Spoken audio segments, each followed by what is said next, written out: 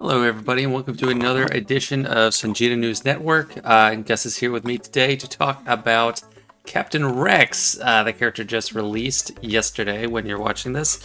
But yeah, I have a few speculations to make with this, and this should be a nice boost to the Phoenix Squad. There's a bunch of implications for that, and a lot of questions asked. Does this bring them back on the table? How good are they going to be? And I'll dive into all that, but I've got a few patterns to analyze first as well. So a lot of people have speculated for a while that an old man Rex would accompany a Galactic Legend Leia, and I am inclined to think that that is correct.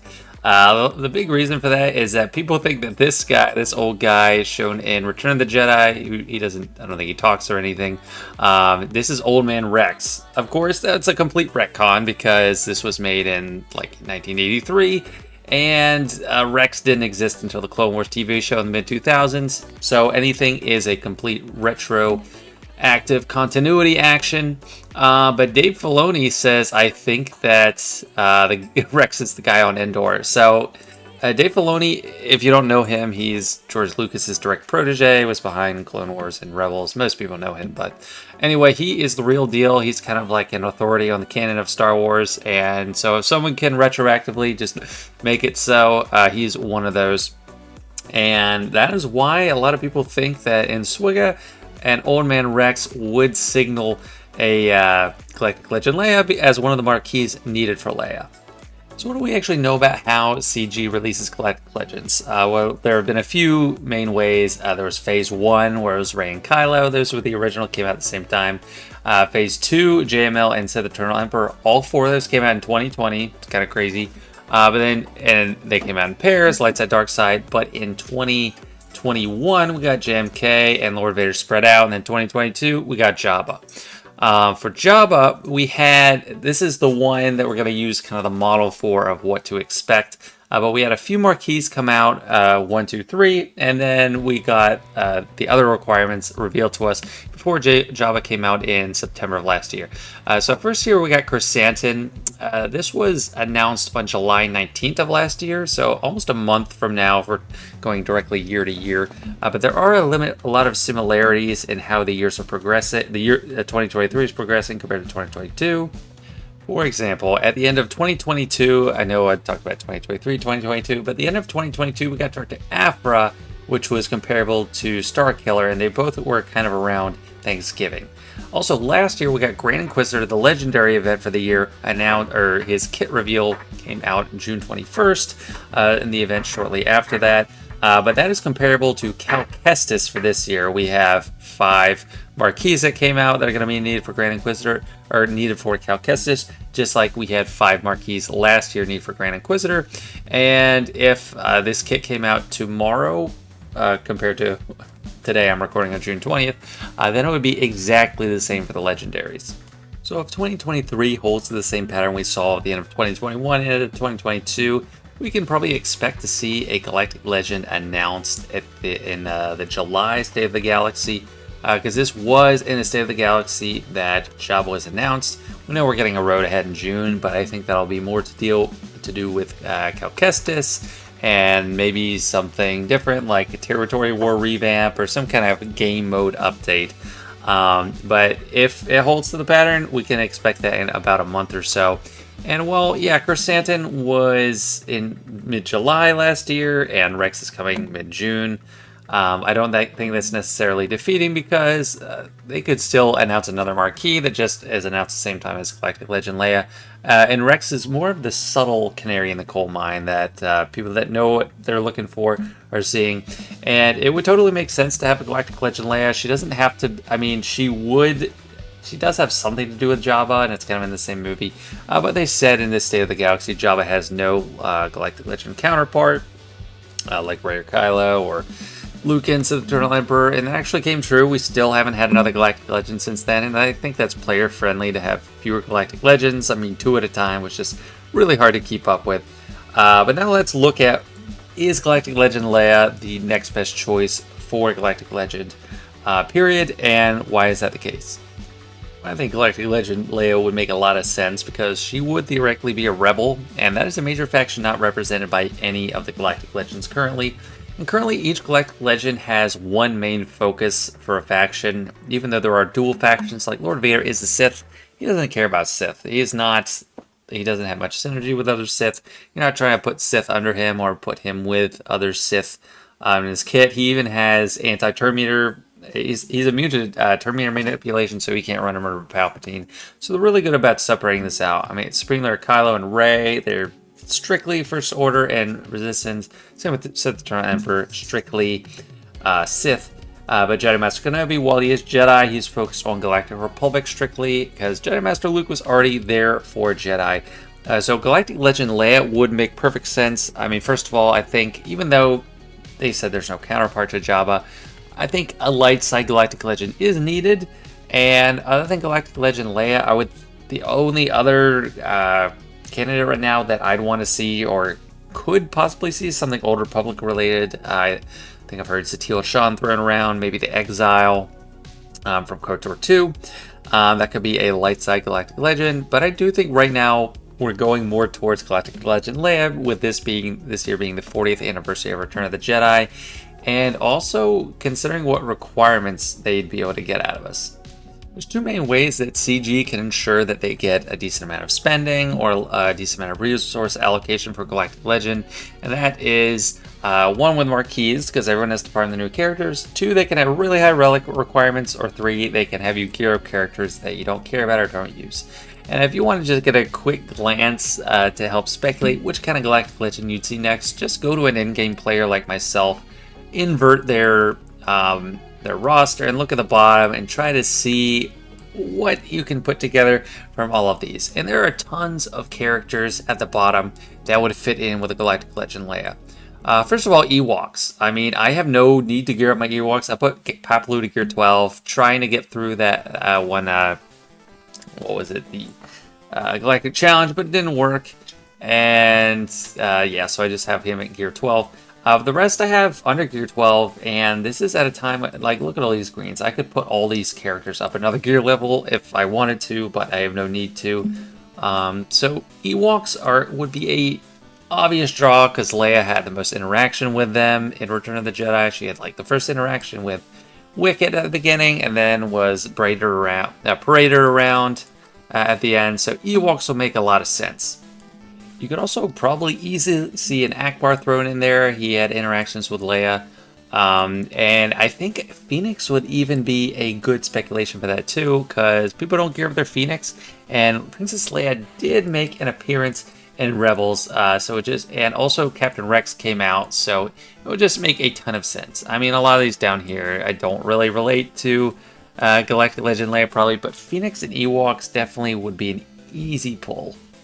And even though it was a different time period, this is just the example of her appearing on Rebels. Leia did appear in a Season 2 episode called A Princess on Lothal, and she helped out the Phoenix Squad. So that would be a direct tie. And then also, since we have Captain Rex, it makes perfect sense. I mean, this is probably killing two birds with one stone. One, it's putting Old Man Rex in there, and that shows that fits into everyone's speculation of the old guy in Return of the Jedi. But also, they gave him the Phoenix tag and made him a Phoenix member, so that'll just be an easy stretch to require Phoenix for a Galactic Legend Leia.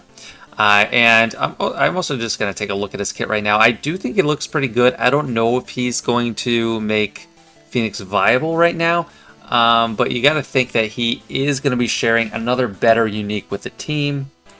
And right off the bat, Phoenix is getting a lot of extra stats. 25% crit chance, 40% max health, 25 speed, and 40% tenacity, which is not bad. Those are all pretty solid stats. And probably the one you'd replace is, like, Chopper, I guess. So I guess you'd use Hera because she's the leader.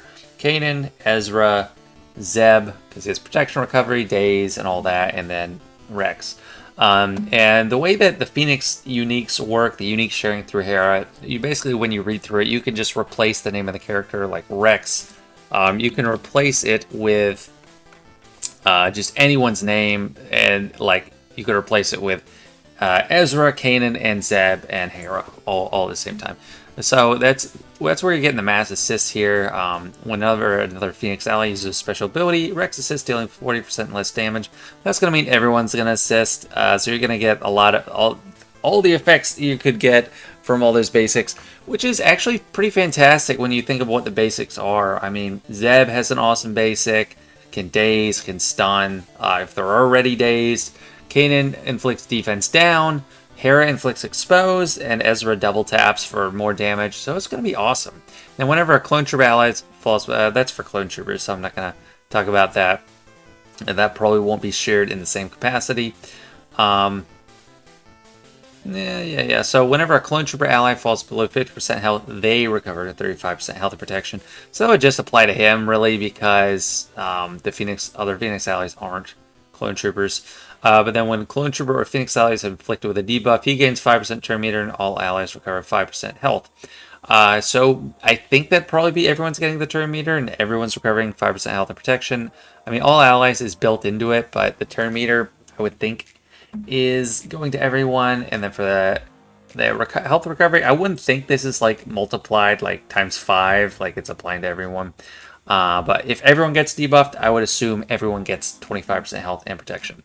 And then they got this interesting Omicron. It's a 3v3 Omicron and a 5v5, which I'm glad they didn't just give him one or the other, and it's just one single Omicron ability to apply, and then he gets all these effects.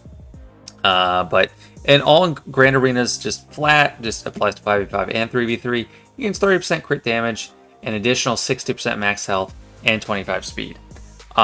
So, you know, actually, this is probably shared too, so that'll be plus 100% max health. Unless there's something that says otherwise somewhere, I haven't seen anything. That would be plus 100% max health for all Phoenix, plus 50 speed for all Phoenix, and then plus 30% crit damage. That could go a long way for sure, and I'd love to see it. So then in 5v5, when an ally is inflicted with ability blocker daze, they dispel it and inflict 2 damage over time on all enemies for 3 turns. So that's helping their damage problems. They do have an issue with getting damage out there, so that could get a lot out. And it can't be resisted either, so that's pretty nice. And whenever Rex uses a basic ability, recovers 10% health and protection. So I would think that applies to everyone as well. When anyone uses a basic, they're recovering, and I'd also think that's applying when they're doing the mass assist. So there's a lot packed into that unique. The rest of his kit is pretty simple, but the unique is great. On his basic, he does damage twice, and we don't know if that's good or bad or not until we see how much damage he actually puts out, which we have to wait until someone actually comes out. When he scores a crit, he dispels all debuffs on himself and another clone trooper or a Phoenix ally. Pretty nice. So he's going to be cleansing a lot, because if he's assisting a lot, yeah, that's going to come in clutch. And in his special, deal physical damage to target enemy and stun them for 1 turn. If it's a crit, all allies recover 15% health and protection. And it defeats the target enemy, reset the cooldowns of all allies. So that's amazing. I mean, if he's doing good damage, that's going to be fantastic. There's so much health and protection recovery on this team, and he's considered a support, but we've seen plenty of support characters that act like attackers and do big damage. So who knows? He could be a good damage dealer on his own, and I kind of hope he is. And then his second special, he inflicts tenacity down, which can't be resisted. Or it can't be evaded. It's naturally can't be resisted though. And then daze on all enemies for 2 turns. That's amazing. An AoE daze. And then he deals physical damage to all enemies, inflicts offense down. So that's a lot going on. Clone Trooper and Phoenix allies gain 5% turn rate for each debuff inflicted by this ability. So that'll be at least 5 if you have the full team, up to 10. So that could be 25 to 50% turn meter. That is not bad at all. And then all allies gain critical chance up and offense up for 2 turns. So I'm thinking this is looking very strong, and it doesn't look like there's any other Zetas. It's just a Zeta on the Unique and an Omicron. So this would be fantastic. I really hope this makes Phoenix viable in the endgame too. I really think it could, because they have good damage with all these extra buffs, all this recovery, damage over times, constant assisting, expose from Hera. On her basic, they're going to have plenty of damage, and their survivability is going to be crazy. So I definitely think they're going to get a huge boost, and I hope that works even in endgame. So what does this mean for the Phoenix squad for newer players? Right now, I wouldn't say much. It's impossible to say until we actually know how he's going to perform, one, but more importantly, how you're going to farm him. Right now, he's not farmable at all anyway, so I wouldn't tell a new player starting today to start Phoenix just because of Captain Rex. But a year from now, once he's accelerated, that very well may be a new starting point, at which point I'd be happily recommending them again for a beginner player. But right now, I still think the current free-to-play farming guide is the way to go, with kind of skipping Phoenix early. But yeah, I'd love to see them again. I love how they work. And then if Hair is on a hard node still, but if they could add Rex to like a Cantina node, that'd probably be the best case scenario for Phoenix, because that would help you farm them faster. Because if you're replacing him with Chopper with him, then he's already in a Cantina battle store. It's already a pretty easy store to get. You kind of want a fast farm, not a hard node. The Hair is already going to make it hard, and she's irreplaceable. You need her as the leader. So there's a lot of messy stuff to it. So right now, I'd hold off as a brand new player, but hopefully in the future, it will make things look better for Phoenix as a beginning player. So yeah, I'm very excited for this character. Just like any new character, I probably won't be able to get him very fast at all. That's why I also kind of hope he's on a Cantina node so I can speed him up as well. And he does have some of the synergy built in with clones, like with the 3v3. But I don't care as much about that. I still don't see myself using him with Cody and Clone Sergeant like they intend. And for clones, you kind of need more of it. Like, if he's the only one there with the team and he's just taking two others, who else are you going to take? I mean, are you going to use ARC Trooper and Echo, like OG Echo? I don't know if that's really going to matter. So I didn't focus too much on the clone part of his kit. But for Phoenix, he's going to be fantastic, at least in 5v5, 3v3, maybe. I mean, it'd have to be him, Hera, and someone else, so it's pretty tough to make that work. But I'm really excited about him, really excited about the prospect of Galactic Legend Leia. I think it just makes too much sense, so I definitely think that's coming. Let me know what you think, if you think that's right on the money. I mean, I'm not alone in that. I'm not out on a limb. I think most people think this. And people have in a lot of ways been close in their speculation, but anyway, I'd love to hear from you. Don't forget to like the video if you did enjoy, and sub if you haven't already. This has been an edition of Jedi News Network. Thanks for watching.